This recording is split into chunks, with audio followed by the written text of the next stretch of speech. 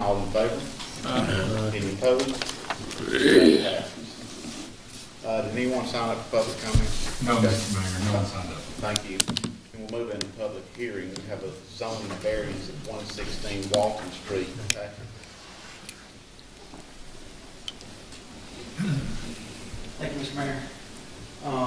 This is petition number 1600154. My applicant Susan Caitlin is at 116 Walton Street. Her zoning currently is R1, and her acreage is about 0.3 of an acre for her residential property. She's requesting a variance of the setback to allow for an open-air carport to be placed on an existing slab where a previous carport had actually enclosed garage had been. Extraordinary and exceptional conditions pertaining to the property because of the size, shape, and topography are none. The literal application of this ordinance does not create an unnecessary hardship. The variance would not cause substantial detriment to the public good or impair the purposes or intent of this ordinance. The variance does not confer on the property of that special privilege denied to other property in the district. The special circumstances surrounding the request for the variance are the result of acts by the applicant. The variance is a request to permit use of land, building, or structure which is not permitted by right or by conditional use in the district. The zoning proposal is not consistent with the construction and design standards designed by us and adopted by the city of Monroe. And the variance is not the minimum variance that will make possible economically viable use of the land, building, or structure. The Planning and Zoning Commission's recommendation on this was for approval after having heard from the adjacent neighbor on the affected property line. They're aware of the setback issue on this and don't have any reservations about granting it, if you would. Planning and Zoning's recommendation was for approval. As I said, Code Enforcement Department is recommending approval with those recommendations, even though this says deny. That was at the time of the Planning and Zoning Commission meeting when those parameters weren't ironed out. So with that being met, we have changed to approve the recommended conditions, which is surprising the neighbor of the setback requirements. If you have any other questions, I'll be glad to try and Would you just clarify again what the variance actually is? The setback for this type of structure would normally be 5 feet from the property line. They're about 2.37 feet, I think. For a variance, about half of the required setback. From the property line? From the property line, yes. And maybe an adjacent neighbor had some concerns because they were wanting to build a detached garage later on and thought that might interfere with their ability to do that. But the placement of that building has been determined and it's not going to cause any sort of conflict, so they don't have any reservations on that. Is this replacing? Well, the garage has been gone for some time, but yes, it is going back where the original garage was, and it will look significantly better. That's the picture That's that the we old have one. of the old one. Yes. Right. It's just a slab now, That concrete slab slab. structure is gone, and this one will be open air carport.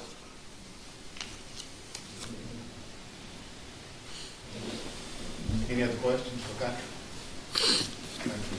Sir. Is the applicant here? If not, I'll open it up for anyone else who would like to comment for this zoning variance. Would anybody like to comment against this zoning variance? Okay, we'll close this part of the public hearing and open it up to council for a motion. I'll make motion to approve the variance request, reducing the minimum setback. Got a motion by Mr. Purvis. Second. Second by Mr. Any discussion? Hearing none, all in favor? Any opposed? That passes. Move on to new business. Item 1 is the June monthly department reports. We'll start with the code. Thank you, Mr. Mayor. This report is covering the time frame of April. Some of the highlights from the report. We had 58 code inspections and wrote a total of 43 permits.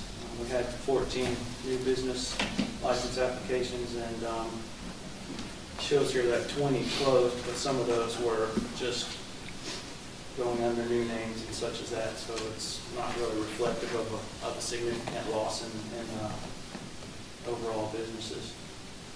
far as major projects are concerned, we had the Walton Behavioral Hospital still ongoing at that time and continuing to this day, and the AT&T and Burger King's projects have been completed. So moving on to City Marshal, we removed 12 signs from the roadway. That's going to pick up significantly now that the election's over. We really try and avoid picking up signs that are close to political signs in order to avoid looking like we might have some sort of favoritism or involvement in elections, but that will be picking up significantly at this time. City Marshal wrote 84 repair cleanup orders and did re-inspections on those, investigated 4 tampering and theft cases, and issued 4 citations. The Historic Preservation Commission heard 4 certificate of appropriateness requests, and they were all granted. The Planning Commission heard 4 zoning requests and 2 certificate of appropriateness requests, and all of those were approved as well, except for the one that was tabled to the May meeting. If you have any questions about the balance of the report, I'll be happy to answer. Thank you, Patrick. Yes, sir. Electric and telecom, Mr. Thompson. Thank you, Mayor. Excuse me. MEA bill ran about 1.2 million in the month reported. That is in line with budget and history. Since school is out, we've seen a tremendous uptick in daytime internet use. With the kids being home, I guess they're streaming Netflix and playing on their Game Boys or whatever, and it's really picked up tremendously. Items of interest. Concrete poles are set. Since I wrote this report, if you go out to Charlotte Rowell, you'll see we pulled out our pull ropes for the first pull of the that new power line. Right before you turn to go up to school, you'll see a pole sitting there with a big blue tarp. That is we have to cover that device up at night to keep those ropes as dry as possible. Well, we will start pulling wire in there the first of next week and tensioning that wire, and then we will pull the other side back to 11 the following week. That way, whenever something does build out there, we'll be prepared to put power at that location. Hopefully that'll be soon. The vegetation control contractor is working in Green Acres. He is about finished there and rolling over to the other side across where the Golden Egg is on that side of the lake. Meter testing is in progress, and I am happy to say that the vast majority of our commercial meters are reading within the 99th percentile. We did find a gas station that had dropped a CT and was registering a third less what it should. We've corrected that situation, and it really shows where meter testing comes in. It really helps. Just think about that. If we had Leggett & Platt, our largest industry, if they went off by 10%, just 1 month, that really throws that big part of our budget out. So we test them every quarter, just to keep abreast of that. We're designing the reconductor projects for the year. They will be in the Pollock subdivision, Hillcrest, and hopefully, if we still have enough money on Toller Street, those apartments on the right. We've started having some bad underground issues in that apartment complex. We've had a couple of outages in there. We've repaired them, but the wire is over 35 years old, and it's time for it to be repaired. So those are the 3 projects we hope to fit into this year's budget, and that design has started already. Telecom, we started design for the fiber to go down Charlotte Rowell, and we had a discussion with Reliant Homes, which we will cover more in depth later. The other thing that's not on here, we had a failure of a main amplifier in our combining network. And to try not to get too technical with you, it basically dropped out what is called our pilot channel, and that helps our amplifiers self-regulate as the temperature rises and falls. Well, that stopped happening, and we have worked with it since last week. We finally see some daylight at the end of the tunnel. Our call numbers have dropped down tremendously. Some of y'all have sent me some customers. I've addressed those. I think we've got those guys squared away. For the vast majority of our customers, they've been very understanding and very, very, very friendly to this. We only have about 4.5% of our customers with calls out right now. So that's getting better. That's not great. We like to have it down to about 1%. But to let you know, the internet, we are less than 1% on call outages for that right now, which is where we want to be. If what we figured out over the past couple of days, works, we should roll that throughout the whole system, starting this week for the next, into part of next week. And I believe that is it. If y'all have any questions, I'll take them. Brian, is the meter testing, now that's for all commercial and business meters? You know, Mr. Little, a couple of years ago, we were paying a contractor about $30,000, $40,000 a year to test our meters. And y'all allowed me to buy the meter pack, which cost us about $30,000. And so we can do it all in-house. And we used to only do it once a year. We do all commercial, and if a resident has a problem, we have the ability to test that meter also. So what we did is we bought the pack, and that way if a customer, resident, commercial, doesn't matter what it is, I can test that meter for them to make them feel more comfortable about how that meter is registered. As we do this testing, are we checking back to the billing records and all that to make sure that everything's Tommy is working categorized? with the lady, he works directly with Felicia Duro and Sabrina in billing. When he tests one, he comes back and talks to them, especially if we have, like this gas station, it was only registering 2/3 of his bill. Well, we had to go out and tell the guy, look, here's what's happened. We're not coming back on you because we can't meter that. But going forward, you're going to see an uptick in your deal, and here's the report. Why? So we try not to let anybody get surprised by that. But luckily, you know, the meters are in good shape, and they're reading within that 98, 99%. Sometimes we had wrong multiples or something. Do you have in a the multiple on a system, demand and- meter? But we kind of checking that as Yes, we sir. go. We have actually found one, now that you brought that up, we found one that has a huge multiple on it, and it makes it hard for the ladies in billing to work that out. So what they did is they're changing the meter set to bring that multiple down, so it makes it easier for them to bill. And Tommy works with those ladies every day, and it seems to be working great. Thank you. Thank you, Brian, for your finance department. All right, real briefly before I get into the report, the finance department was awarded the Distinguished Budget Presentation Award for the 4th year in a row, which says a lot about what Renee Breaker left us with, a good legacy to build on. So I just want to commend her, and we're going to continue that good work. Moving into the report. If you look at our customer counts overall from a year ago, we're still moving in the right direction. You might see some fluctuation, which we touched on I think last month.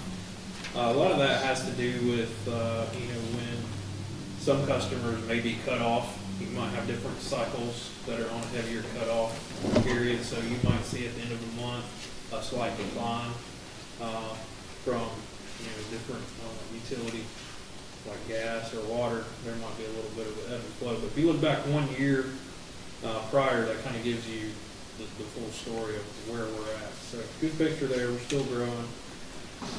Moving on into the financial report. Cash-wise, we're still doing pretty well. Cash flow is pretty steady. Everything is looking good. SPLOST, it has built up to a pretty healthy balance of $2.6 million.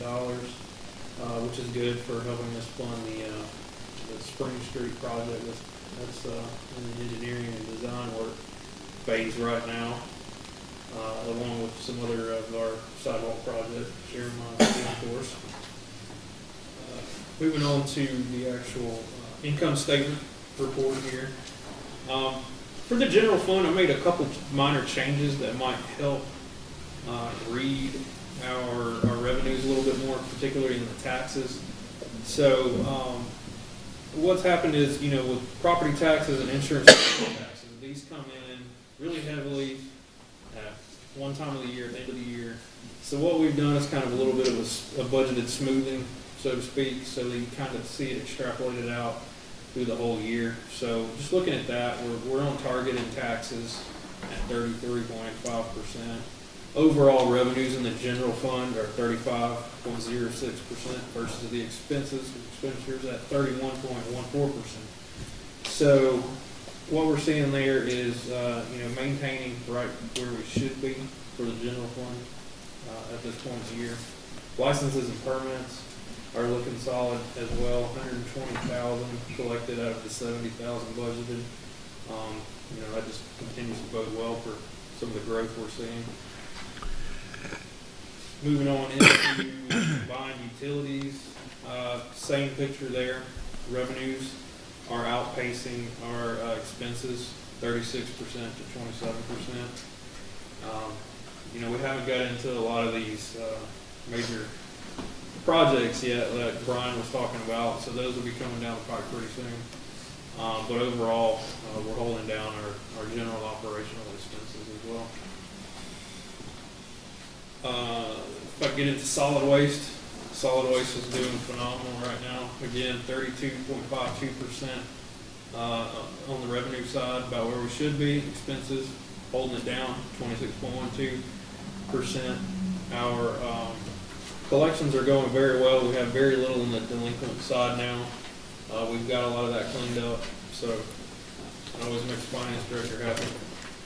And on into the SPLOST side, we're averaging about $117,000 of SPLOST per month, which is down a little bit from what it was earlier in the collections, but with the changes in state law about, you know, what will be dispersed as far as the TABT and you know, the new fuel tax, things like that, that's had some impact on SPLOST, but nothing dramatic and nothing that we can't handle through the end of this SPLOST cycle.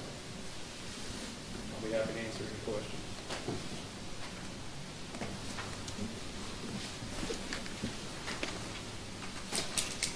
Okay. Congratulations to the finance department on that award. I'll keep up the good work. Fire department.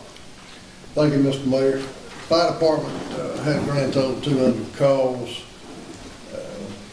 in the month of April, 190 calls to the fire department.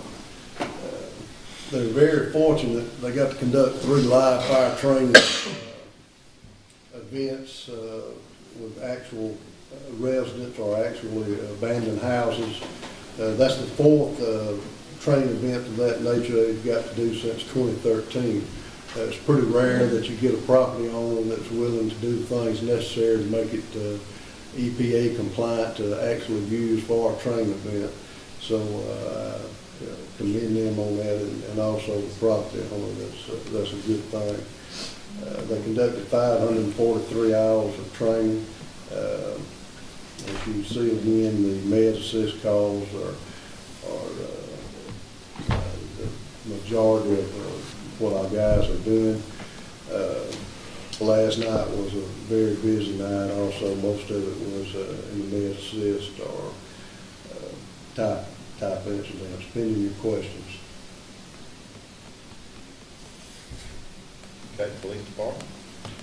Police department had 3,377 calls for service, answered 1,588 calls at the PD, at 230 court cases, 92 Part 1 crimes, 236 Part 2 crimes, arrested 100 adults and 2 juveniles.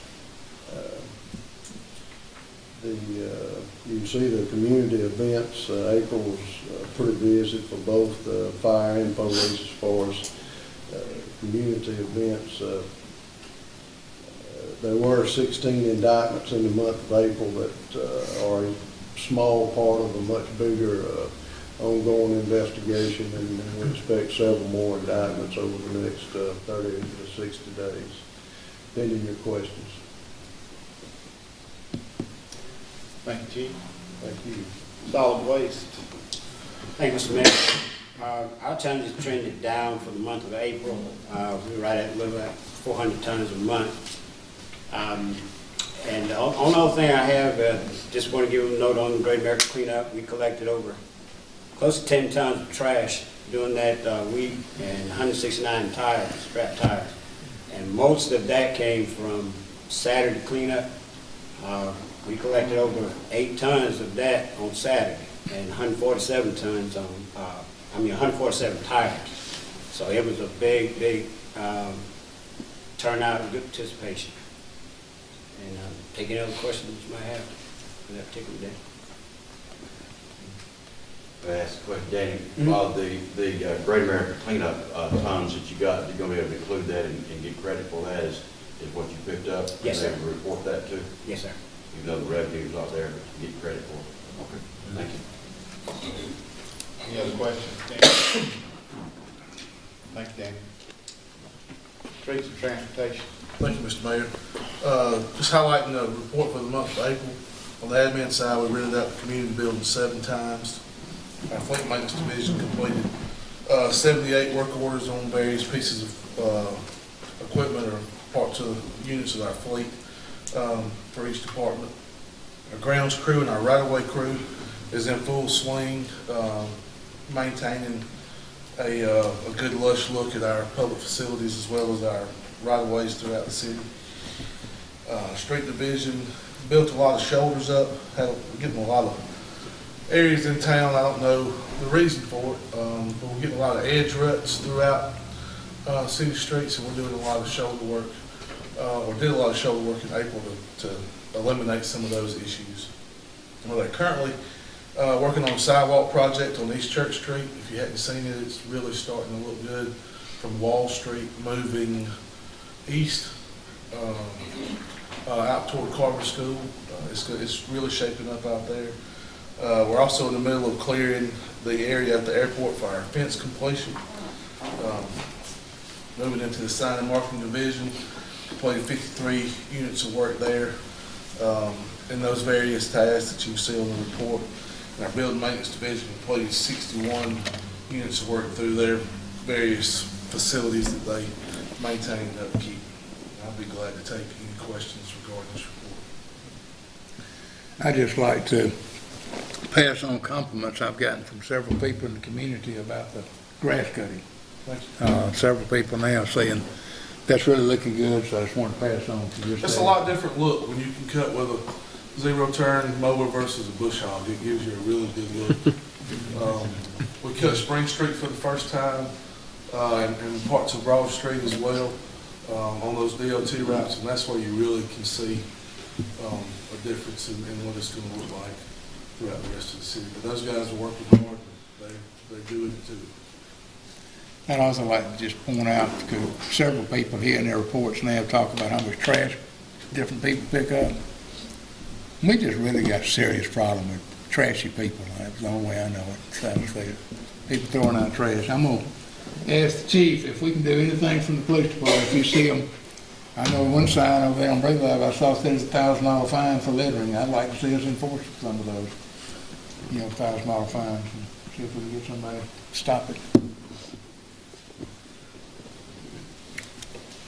Any other questions, Chairman? Thank you. Water, sewer, gas, and stormwater, Rodney. Thank you, Mayor. Water treatment and wastewater treatment trending as normal.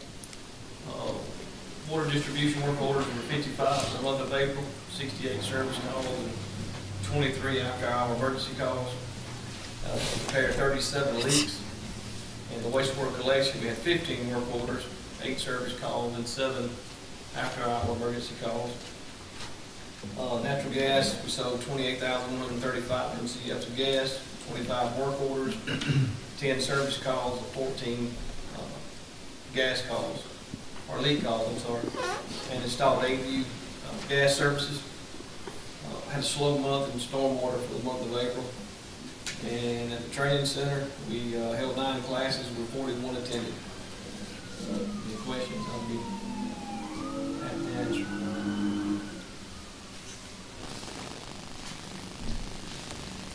Thank you, Rodney. Thank you.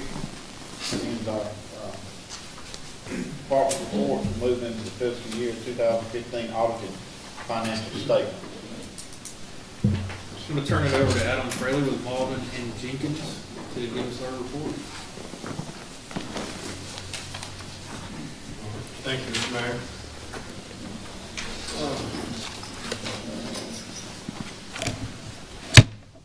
As Mr. Brooks mentioned, I'm Adam Fraley from Malden and Jenkins. I'm here tonight to present the audit for the year ended December 31st, 2015. You should have in your packets, of course, the comprehensive annual financial report. I'll refer to this capital quite a bit.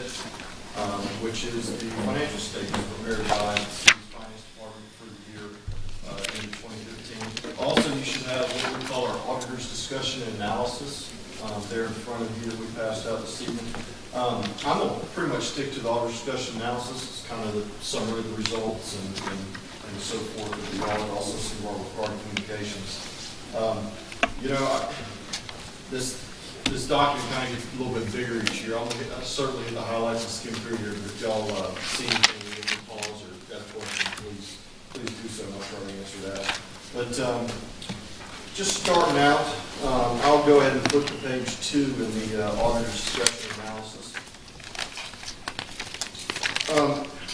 For those of y'all that aren't real familiar with Monroe and Jenkins, here's some information on our governmental sector and our practice. We always like to point this out because in our firm, we are a full-service firm, but we have a niche in governmental audit and financial reporting. So you can see there the amount of services that we provide in the governmental sector, which amounts to about 300 governments throughout the Southeast, and 99% of those here in the state of Georgia. So they're made up of cities, counties, school districts, other special purpose entities. On the next page, I mentioned we're a full service firm. These are some of the other industries that we serve, and also some of the other services that we provide. Okay, and then if we'll turn to page 4. On page 4, it talks about different responsibilities during the audit, that being management and ourselves as the auditors. The financial statements, the CAFR, it is the responsibility of the city. The city's finance department puts together that CAFR annually, and it's required by the state of Georgia within 6 months of year end to submit audited financial report to the state of Georgia in accordance with state law.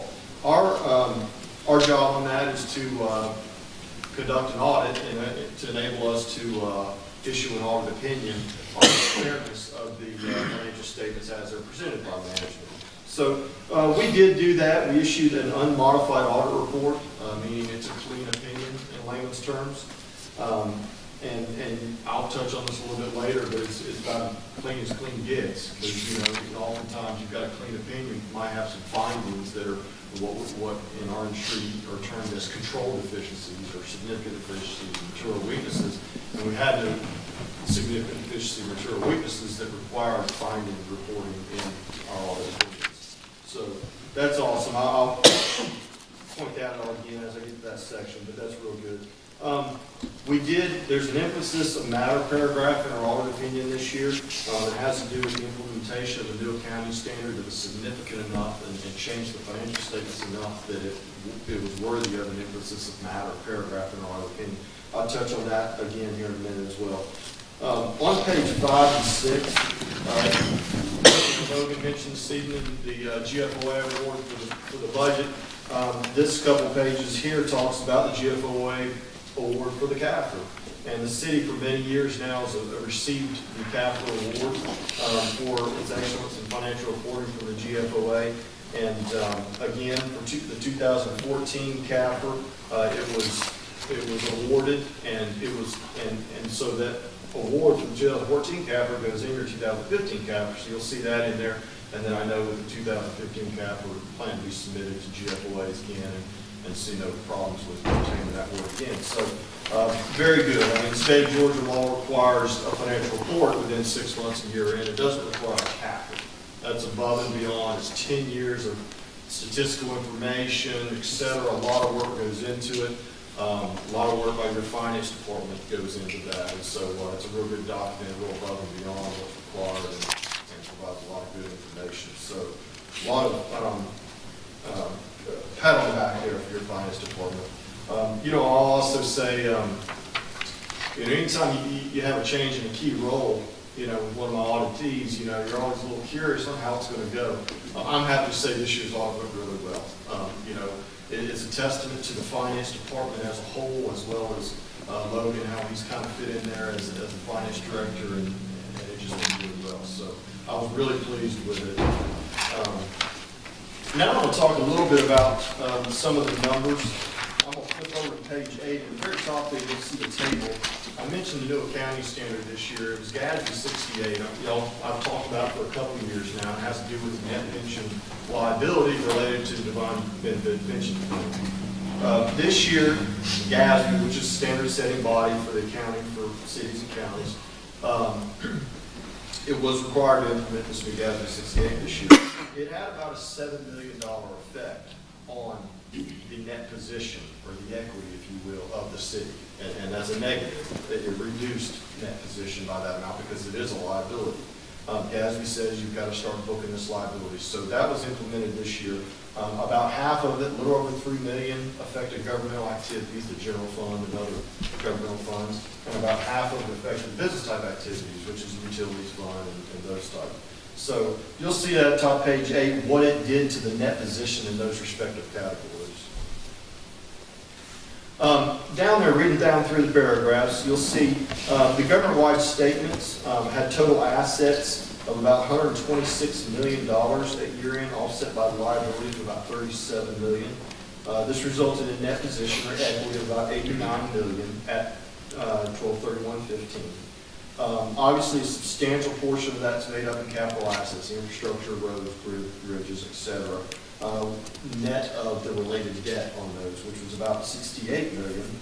And then another portion of equity, net position, is restricted of $13 million, leaving an unrestricted net position of about $8 million. So that's kind of what's available for spending, future operations. So that's kind of the details a little bit behind what the net position was at year end.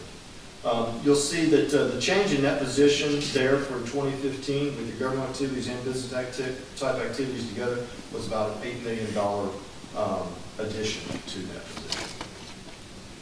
That's your city as a whole. When I say government activities and business type activities, the next couple pages talk about the general fund, obviously the main operating fund of the city. You'll see on page 9 a pie chart there of the revenues, and down the bottom a pie chart of the expenditures. Obviously the revenues mostly made up of property and sales taxes, and expenditures. A lot of those go towards public safety, followed by public works, etc. You'll see those charts there. On page 10, this is really, the top table there is a comparison of revenues versus expenditures. You'll see, looking at the city's budget for 2015, I don't see them get much closer than this. You kind of budgeted a net position of 0, or an addition or reduction of net position of 0, with a little bit of help from the utilities fund to balance out the expenditures and revenues of the general fund. And y'all were, I think, $47,000 used to fund balance this year, so that's pretty darn close. So that is why there you'll see in the 2015 column the blue and the burgundy line being so close there. You'll see down the bottom the net change in fund balance, which oftentimes people call kind of the net income or loss kind of thing. That's the $47,000 you'll see for 2015 there. On the next page, this is a real good chart. This is something that I always look at whenever I pick up a set of statements for local government. It's expenditures compared to the fund balance in the general fund. And you'll see the general fund's fund balance was about $9.3 million at year end. I'm sorry, expenditures were about $9.3 million, and fund balance being almost $2.9 billion there. And you'll see down the bottom, you'll see the percentage, that ratio, and how it's climbed from 2010 to 2015, kind of steadily climbed there. So, you're getting to where, between 2014 and 2015, close to a third of your annual expenditures in your total fund balance, which is the equity of the general fund. So, I think you're in definitely good shape there. On the next page, this talks about the business type activities. The assets recognized a slight increase during the year of approximately $2.8 million. The liabilities decreased. The liabilities went down about $2 million as well. And then the net position went from about $63.5 million to $69 million at year end. On the next page, it talks about some of the cash flows. This is what I always look at when I look at business type activities. You got your, and especially operating cash flows to see how, the operations are doing, and of course you use the operating cash flows to pay debt service, to improve systems, etc. You'll see there that the operating cash flows amounted to about $8.3 million, very healthy. Also, you'll see some significant capital-related financing activities, purchased capital assets about $2.8 million, and then debt service payments on notes and bonds of about $1.65 million. And then the next page, received capital contributions of about $750,000 right there. So in conclusion, the cash position for the business type, an increase of about $718,000 with an ending balance of $11.9 million. The next couple pages you'll see under the footnotes there. It's really like a footnotes version of the footnotes to the financial statement. So as you're looking at those, you can kind of refer back to you. And then starting on page 16, and this goes a few pages. These are required communications. I'm not going to go into detail of all of these. They're required to be communicated by our standards. So that's, of course, why they're in here. I do usually touch on a couple things, whether we had any significant difficulties or disagreements with management. As I said earlier, the audit went really smooth. We got everything in a timely fashion from the city's finance department and other departments that we have to obtain information from in a timely fashion, and it went real good. So we certainly appreciate that. Have no disagreements with management. We did have some audit adjustments. They were proposed to management, agreed to by management. They were posted to the Journal Ledger system and to the SCAFR to make sure that it's fairly presented for the 2015 year. Moving over to page 19, right in the middle of the page there where it says management points in parentheses, this is our one management level recommendation. Like I said, we didn't have any findings. That's a good thing, especially with the bar these days on the standards on what has to be a finding. It makes it really tough. It takes a lot of the judgment out of the auditor's hands. But we did have one adjustment that was, I guess I'll just call it oops, that the audit did identify that was proposed to management as far as recording some additional liabilities. You'll see there about $14,000. That's really insignificant in the big scheme of things. So, that's why it's just reported as a management point there, just to say, hey, look out for this, in the future. The next several pages are if you are having trouble sleeping at night. These are all the new GASB standards that are coming out. I always want to have them in here just to kind of keep people abreast of the new standards that are coming out, and they're coming out fast and furious. I mean, the GASB is just not letting up. There's several new standards every year. So you'll see these here. The first one, GASB 68, we implemented this year. So you'll just, we talk a little bit about how about that because it was implemented this year, and then the others being future accounting standards that we require. And those, again, they go through several pages. I will mention on page 28 one particular standard that a lot of governments, a lot of boards, councils, commissions are going to be very interested in, and quite frankly, a lot of newspapers folks may be interested in is this tax abatement disclosures. These are things that the GASB, it's not going to change the numbers, but it's going to make kind of more transparency, if you will. It's kind of a standard that's kind of, more transparent for any tax abatements that a government may give and disclosing those agreements in the footnotes of the financial statements. So that's something that's going to be implemented in future years there that a lot of folks may be interested in. And that concludes my presentation. If you've got any questions, I'd be happy to answer those.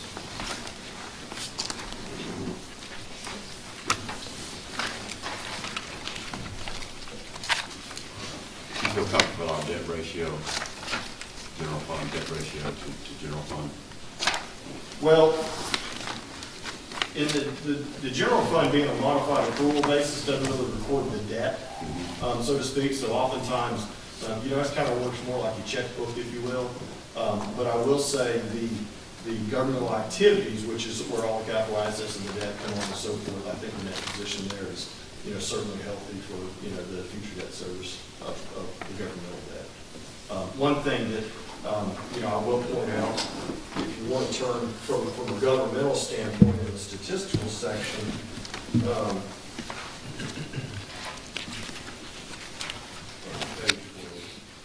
on page 92 of the capital.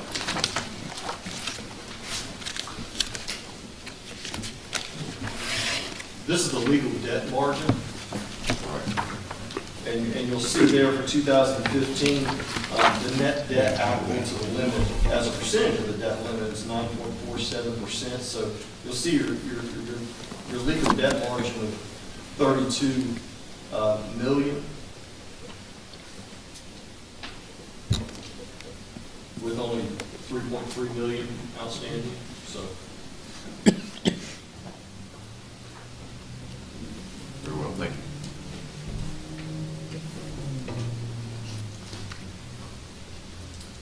Any other questions? Thank you very much. Thank you. We appreciate that good report.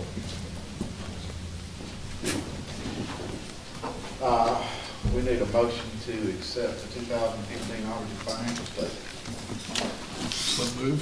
Motion by Mr. Escott. Second. Second by Mr. Richardson. Any discussion? Hearing none, all in favor? Any opposed? That passes. Item number 3 is a discussion and approval of the repair of the water fountain at City Hall. This is a team that we put in Logan Boat. I'll tell them what's wrong with it. You tell them how they're going to pay for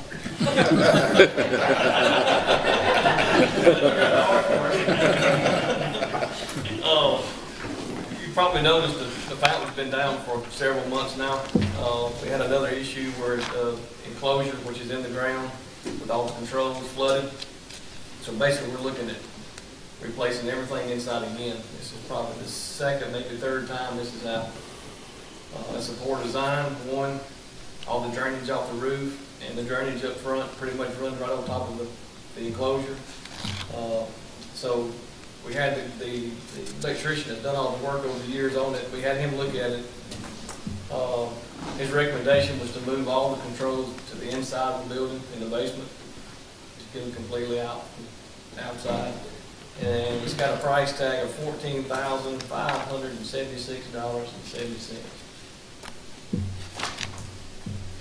Well, and there's no money. Unfortunately, we didn't have any outside repair money budgeted for City Hall. It was an unexpected item. I believe in the future we should probably start spending a little bit more overall on some of our facilities as they begin to age. But this is kind of something else entirely, in that it wasn't expected. What we could do is draw from fund balance. That's A. B, we could find little pots of money throughout various line items in the general fund to pay for this. I know Rodney's handling it. It's not really a water utility issue, so this should be something that comes from the general fund, in my opinion. We just don't have any funds currently budgeted, so that's just kind of an item of discussion for you all, if that's something you're willing to look into further. Let me ask you, right now, of course, how often do y'all have a problem with that fountain? Yearly. Well, let me say what me and Jimmy had came up with a little discussion earlier, that they seem to think that fountain is causing more than it's actually worth. They were thinking if we could come up with some type of sign that would actually tell what may be going on in Monroe, which would basically give the dates, the time, who doing this or who doing that.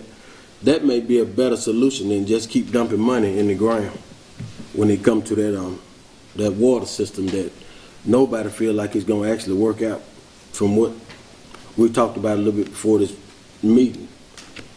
I want to get the consensus of the council member. How do you all feel about doing away with the water fountain, being that from what they saying, all they're really doing is spending on the water fountain? There is no benefit in that water fountain as far as a financial gain. And if you're only just spending on something, then I think you need to look into a different direction as far as just dumping money in the ground on a yearly basis don't really make a whole lot of sense to me. Well, I think what he's talking about here, if you do this, is a total redesign. So, assuming that this would be a correct fix, there shouldn't be a yearly outlay of significant money if it's fixed. That's correct. It should fix the problem with the controls and the water issue. What does it cost to do, just fix it as it's designed right now? If I'm not mistaken, we didn't price it that way this time, but if I'm not mistaken, I think it cost us about $8,500 last time to replace everything inside the pit. I think it adds a lot to the look of the city and this building and the I overall. really like the fountain when it works. I think it really adds to the The whole But I think people like new downtownscape. cars when they work, but when they don't work, they get rid of them. I'd like to see us have, Well, then maybe we just get a whole new fountain, I'd since like, we got the thing. I'd like to see us utilize Get the that money. space for a sign. We need some kind of exposure on Broad Street. When people are coming into our city, they don't even know where the city hall is. I've had people say, "Where's the city hall? Y'all don't have a sign on it." And that's, coming from Highway 11, coming into our town, we have no exposure on, this is the city of Monroe, City Hall. So a nice sign would look good there. And I don't think we'll have any more expense, shouldn't. Well, no, Sounds there'll be expensive. expense though on taking out I don't assume that you're thinking about setting a sign up on that round, filling it in with dirt and putting a sign on We'd it. need to right? get a price on what a sign would cost. I mean, I'm talking about the sign, the cost of the sign, plus the sign, removal of that pool and the whole fountain. I mean, I like the idea of a sign on Broad Street. I think we need a sign, but I think with a sign and a fountain complement each other. I agree with Yeah, I couldn't vote on a sign until we saw a design. I mean, I said the idea of a sign. yeah. I'm just saying, I'm not ready to say, don't fix the water fountain. Well, if you got an electronic digital sign, since I bought one, Yeah, is what I'm thinking that folks are talking about to tell what's going on. That's gonna be $15,000 to $20,000. minimum. Plus, it seems that our code fights those signs. Well, I was just about Really? to provide 2 seconds input, just to Yeah, be that would be aware. against code. July of last year, we passed a pretty stringent sign ordinance, not only expressly prohibiting those, but pretty much saying that they're not welcome here. So I'm not saying don't do that, just be aware that your current sign ordinance, Mr. Kelly can speak to it a little bit better, does not allow copy changing signs except for pretty limited circumstances. There's probably a way we could add some lettering to the water fountain or something. Maybe, I don't know how, isn't it a bench height? City Hall out on Front You might could, You can possibly put the letters around the. that's what I was thinking, and get it working and light it up and make it nice again. I mean, something similar like the fire department's got over there. They got that wall Yeah. around the front. Well, I think the fountain's a wall. We could make something happen. I guess the question from, I don't know, from Rodney, Brian, whoever's in charge of this, do you think this will work? From an electrical standpoint, where it's located now will not work. I understand that. I think if we could keep water from intruding into it, you're gonna have a lot less trouble with it. I'm not gonna say it's gonna be perfect. But I say if you could get controls in the building, it would be, from an electrical standpoint, be a lot better than where it is today. Which is what's proposed here. It's what's proposed here, yes. And if we do this, are y'all gonna bid it out a couple more times? I mean, or is it just the guy you want? We can, the price that we got, the guy had to do a design on it.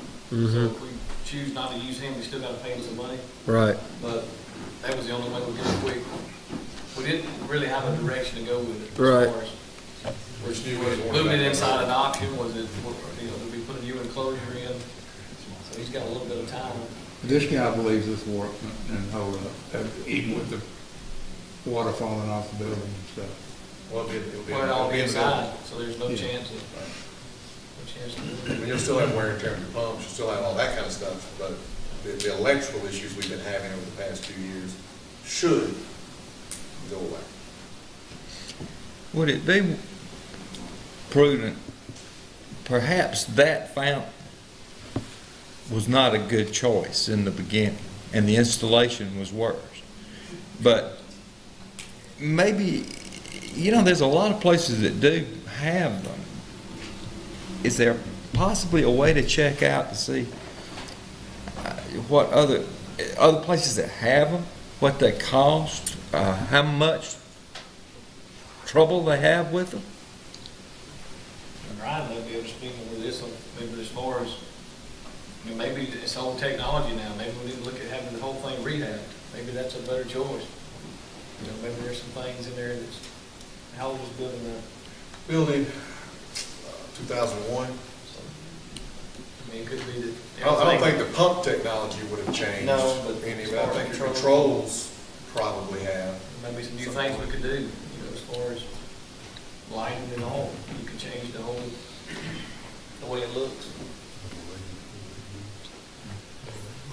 I know of a couple of cities that have little splash things where kids run around, and none of them would suggest that. But they probably have some pumps and controls on those that we can look at and get some ideas. We can go back and look at it a little deeper and maybe give you a design with a sign on the deal and what all that might cost. Well, and it may be the whole design of the fountain. It may be the volume of water that fountain uses, and that. Maybe have the pool store come up here and look at it. Mm-hmm. There's a little more. Everything we've done so far has been in-house. So we hadn't really had anybody other than the electrician come in and look at it.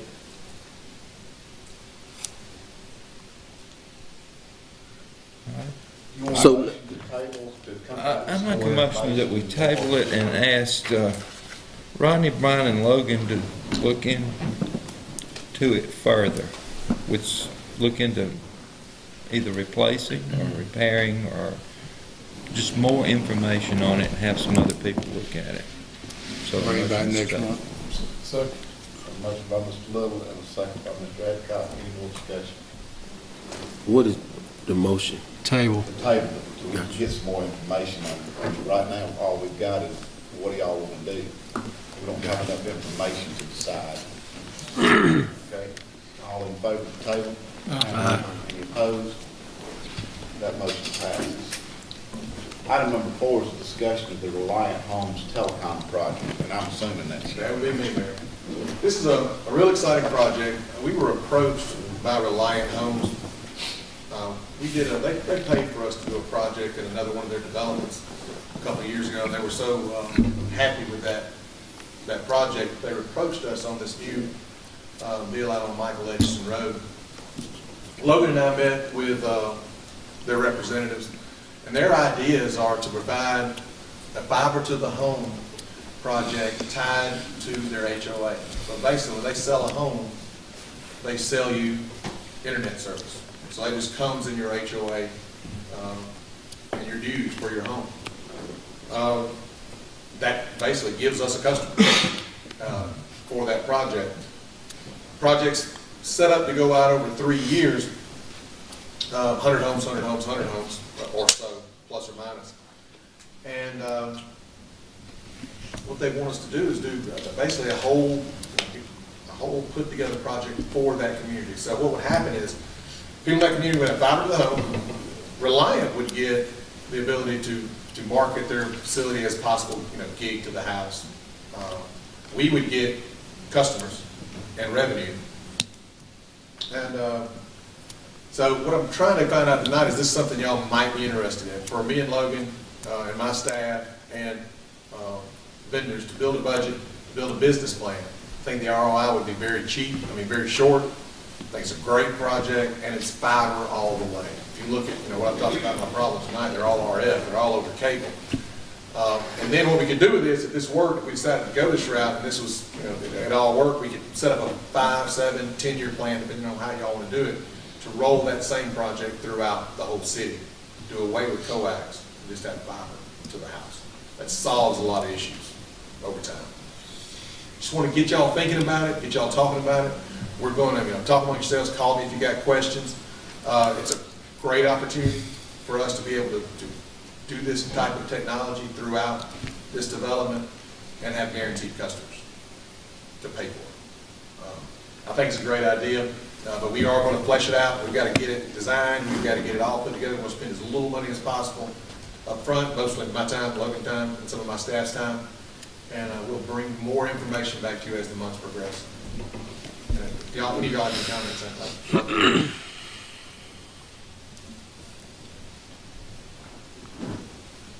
Be interested to hear what you got to say. All right. Thank you, sir. No action on that one. No, sir. Item 5, discussion of the DOCSIS 3 project. Yes, sir. We've been talking about this over several months. We never say bandwidth goes down. Bandwidth goes up. We've been in discussions with our engineering firm, Zecorum, and Zecorum has looked at our options for this DOCSIS 3. And what DOCSIS 3 allows us to do is either double, triple, or quadruple the capacity down to our customers. Me and you talked a couple weeks ago, and you weren't getting the capacity you wanted, and I just don't have it for you. So what they suggested we do, or have suggested so far, is replace our CMTS, which is the cable modem terminating system, what the cable modems talk to, with another cable modem terminating system, side by side, and move over node by node, which are the areas where we all live, and we would be able to either double, triple, or quadruple the downstream capacity to the customer. Customers are wanting more and more and more every day. They got, they're streaming HD Netflix. Now they're going to start streaming 4K Netflix. So I will be bringing this to you in August with bids. It's budgeted item in our capital improvement. But again, I wanted to get y'all talking about it, thinking about it.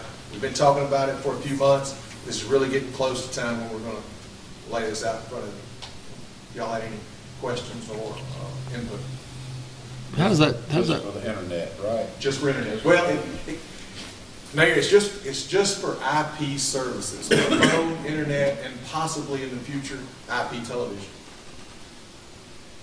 If that happens, what do you think the timeline would potentially look like? In August, you could get it throughout the whole city before the end of the year. Really? Yeah. It's pretty fast. Yeah. I want to know if you're going to help the TV cable, because we need it bad. I agree with you. This part of it won't help that.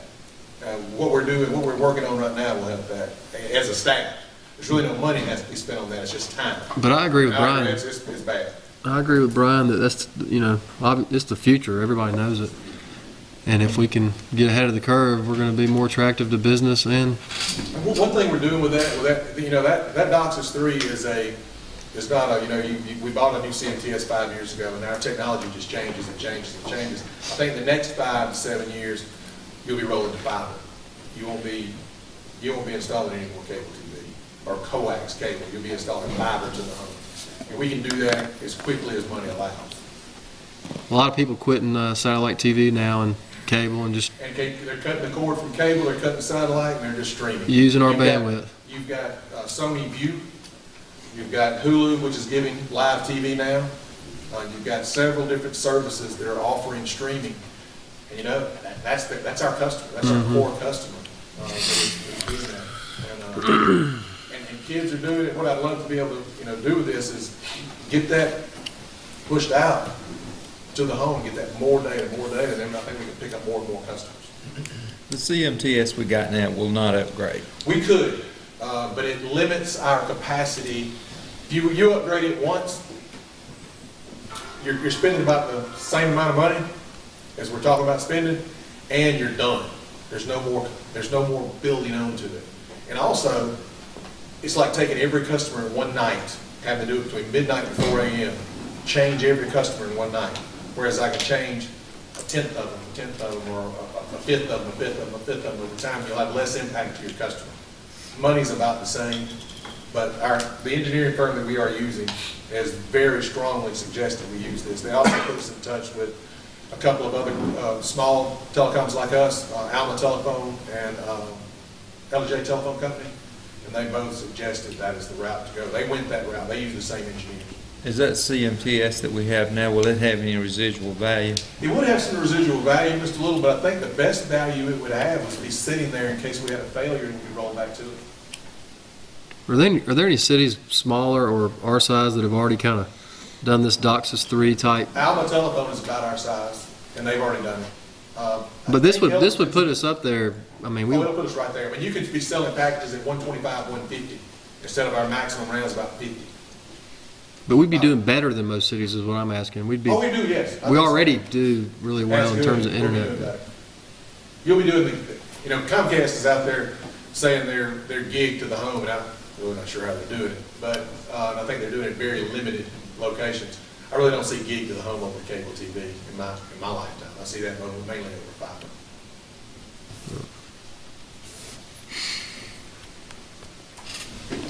All right. Thank you. Thank you, Brian. Be looking for that information too. Item number 6, approval of the ECG budget. Yes, sir. This is the yearly ECG budget. The part that will be, their budget's June, July. Our budget's December, January. So we're signing their budget, but it's only going to expense out $74,429 this year. Now, it does have, if you look at their stuff, Mr. Middlebrooks has bought some product from them that we are taking out of this. These, if you look down at work order management system, inventory material management system, and fixed assets management, and Rodney can speak to those a little better than I can. I'm going to uncheck these from my side and just send in the, I think it's $74,429.50 for this year's budget. Y'all have any questions?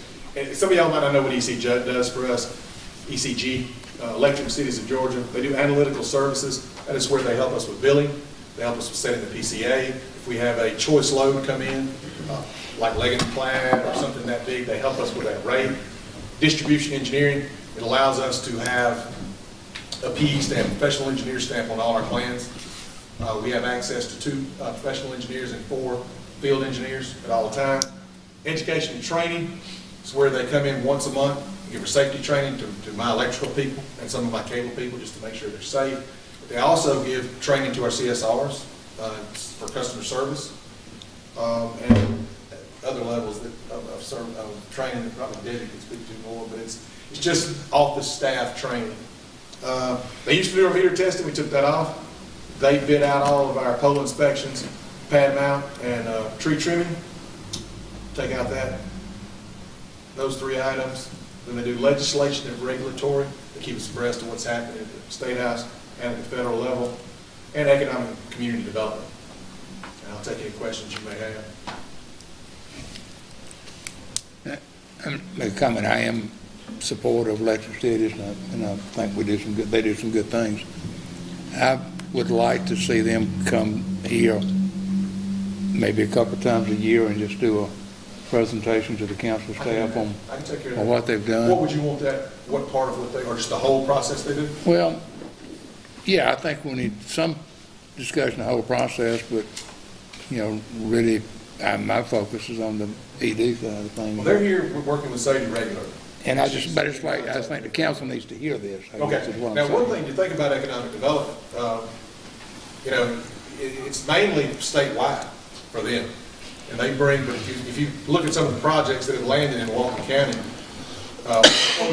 Baxter, Caterpillar's huge. ECG, if it hadn't been for ECG, they would not be in the state of Georgia. I'm not disagreeing, I'm just saying. Oh, no, I just want to lay if we're that out. going to pay them $40,000, I just like for them to come tell us what they're doing. Not a problem. I just want to give you some of those big things that have brought jobs to this community that some cities look at like, well, I didn't get the electric load, so why do I care? Well, I care because it brings jobs to our community and people can go to work and pay the bills. But I'll take care of that, Mr. President. And you can work, with Ron and the mayor as far as how that needs to fit into the agenda and something, but I just think it'd be good to have. No problem. All right. Any other questions for Brian on this? All right. We need a motion to approve the ECG budget. So moved. Motion by Mr. Little, Second. second by Mr. Purvis. All in favor? Aye. Any opposed? That passes. Item number 7 is the Celebrite Universal Forensic Extraction Device. I'm assuming that's Chief Glass. I hope that's about all we say about it. But it's a investigative device that retrieves information from cell phones.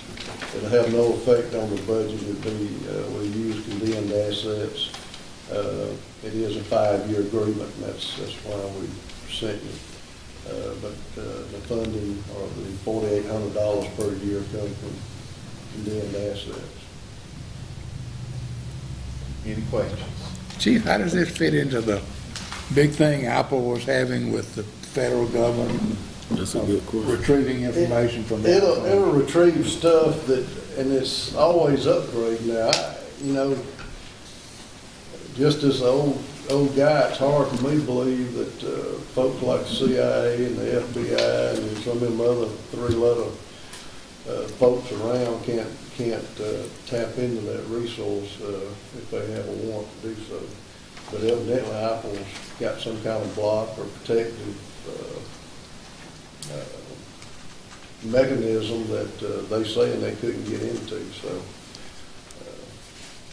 it's hard for me to believe with some of the things I've seen that the military has and some of the things that I know that HIDA uses. And when you have capability of turning somebody's phone on and listening to them and watching them, I don't know, it's just hard for me to believe you couldn't get that data. But if the FBI couldn't get it, this Cellbrite won't get it. Okay. Any other questions? All right, now we need a motion for this extraction device. So moved. A motion by Mr. Richardson. Second. Second by Mr. Purvis. Any discussion? Hearing none, all in favor? Aye. Any opposed? That passes. Item number 8, approval of the out-of-state travel. This is the annual training that we do with our school resource officers. We send them to the national conference, wherever it may be. It's been in Columbus, Georgia. It's been several different states. This time it's in Orlando. The cost is always split with the Walton County Board of Education. Our part's about $1,250, which I think is actually going to be a little less than $1,000, but $1,250 is what we requested. Okay, any questions? Not, need a motion. I move approval. Motion by Mr. Bradley. Second. Second by Mr. Richardson. Any discussion? Hearing none, all in favor? Any opposed? That passes. Item number 9, approval of the supply hose purchase. This is basically a FEMA AFG grant. You'll see how it was bid out. Basically, we'll be getting $13,000 worth of hose with 20 sections being 5-inch and 24 sections being 2.5. Our cost out of general fund would be $667.60. The rest of it will be paid by the grant. Okay, any questions? Hearing none, need a motion. So moved. Mr. Richardson, second by Mr. Aycock. Any discussion? All in favor? Any opposed? That passes. Item number 10 is a MGAG voting delegate resolution. Thank you, Mayor. This is a resolution be resolved by the Mayor and City Council of the City of Monroe. Greg Thompson is hereby appointed to serve as the city's voting delegate on the Municipal Gas Authority of Georgia's election committee with authority to cast all votes to which the city is entitled. Brian Middlebrooks is appointed as an alternate voting delegate. So resolved the 7th day of June 2016. That is the resolution, Mayor. Okay, need a motion for that? Move to approve the resolution. Motion by Mr. Little. Second by Mr. Adcock. Any discussion? Hearing none, all in favor? Any opposed? That passes. Item number 11 is the resolution for the MEAG voting delegate. Thank you, Mayor. Be it resolved, the mayor and city council of the city of Monroe that Greg Thompson is hereby appointed to serve as the city's voting delegate on the Municipal Electric Authority of Georgia's election committee with all authority to cast all votes to which the city is entitled. Wayne Adcock is appointed as the alternate voting delegate, so resolved on the 7th day of June 2016. That is the resolution, Mayor. Okay. Need a motion? Move to approve the resolution. Motion by Mr. Little, Second. second by Mr. Purvis. Any discussion? Hearing none, all in favor? Any opposed? That passes. Item number 12 is a resolution for the MEAG Competitive Trust Beneficiary.